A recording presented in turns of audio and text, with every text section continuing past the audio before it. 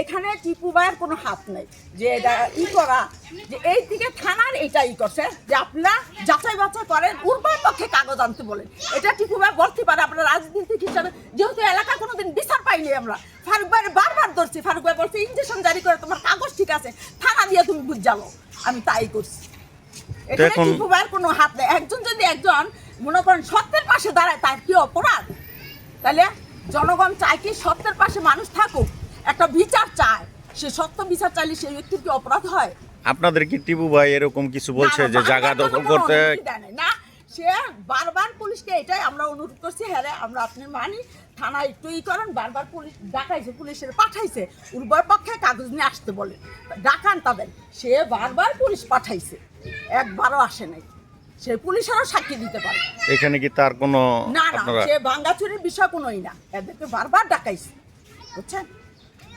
এখন আমরা নীতিবান একজন মানুষের যদি পাই, সে নীতিবান মানুষ যদি সাধারণ মানুষের কাছে, এই মানুষ যদি নীতিবান মানুষের কাছে বিচার পায়, তার কি অপরাধ? আমি এটা জানতে চাই জনগণের কাছে। তাহলে তো নীতিবান মানুষের মরে যাওয়া উচিত, কথাটা ঠিক না? দুনিয়া বাচ্চা থাকা উচিত না সাধারণ মানুষের জন্য? সাধারণ মানুষের জন্য যদি একটা নীতিবান মানুষের যদি বদনাম হয়, তাইলে তো ওই খারাপ মানুষেরই বাচ্চা থাকলো, জয় হইল। তাইলে আপনি কি বলতে চাইতেছেন তাইলে এই বিষয়ে টিপু ভাই কোনো খারাপ কোনো নাই? হ্যাঁ, যদি ওইটা করতে একদিনই পারতো মতন মানুষের কিসমরা বান্ধা ধৈর্য নিয়ে ফেলাবে যে তুই এই জায়গা ছাড়, বলতে পারতো না? সে কি সেটা করছে? করে নাই। সে থানার থেকে বারবার করছে যে আমরা উভয় পক্ষকে অবগত করছে যে আপনারা আপনি ডাকান কাগজ নিয়ে, আমরা বারবার সে নিজেও কখনোই করে না থানার মাধ্যমে যে আপনারা এটা সমাধান করে দেন। পুলিশে এসআই টেসআই এর আগে প্রথম কি যেন কামাল পুলিশ এটা শিখাই দিছে আমার ছেলেদের নষ্ট করার জন্য, যে কোনো হ্যারাসমেন্ট করার জন্য, বিপদে ফেলার জন্য কামাল পুলিশে সব বই লাগেছে, বুঝছেন?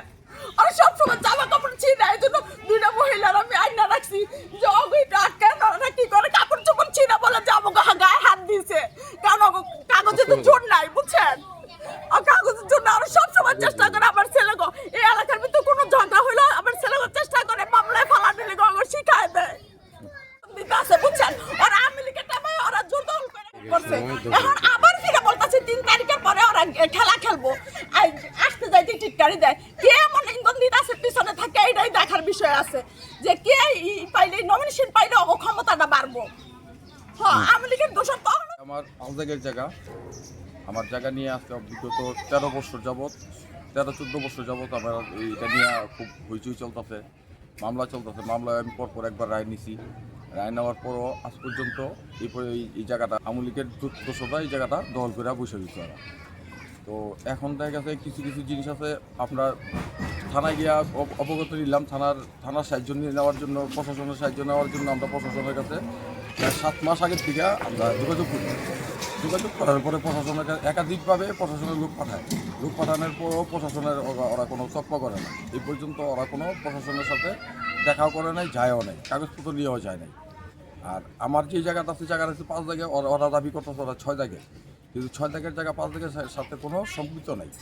কিন্তু এই কিছুদিন আগে একটা অপপ্রচার হয়েছে আবু আলী ইউসুফ খান টিপুর নামে, কিন্তু আসলে আবু আলী ইউসুফ খান টিপু এই ব্যাপারে কোনো, আবু আলী ইউসুফ খান টিপুর সাথে একসাথে রাজনীতি করি, আমি তার কাছে জিনিসটা অবগত করে জানাই যে এই ব্যাপার দিব আমার অনেকদিন যাবৎ এই আওয়ামী লীগের দোষরা আমার জায়গাটা হস্তক্ষেপ করে খাইতেছে।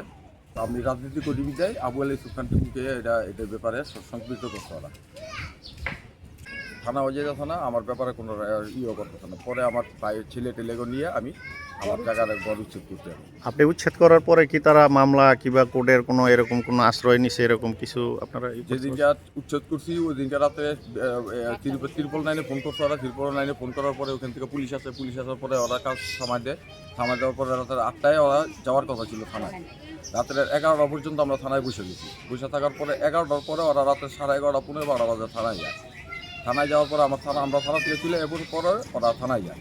থানায় যাওয়ার পরে এরপরে আর কোনো করে না, যোগাযোগ করে না। কিন্তু ওরা পাচারি করতেছে আমার নামে, ফেসবুকে লেখালেখি করতেছে, পত্রিকায় দিচ্ছে আমার নামে মামলা করার জন্য। এরা কি থানা কিংবা কোর্টে কোনো কাগজপত্র দেখাই? না, আজ পর্যন্ত দেখাইতে পারে না।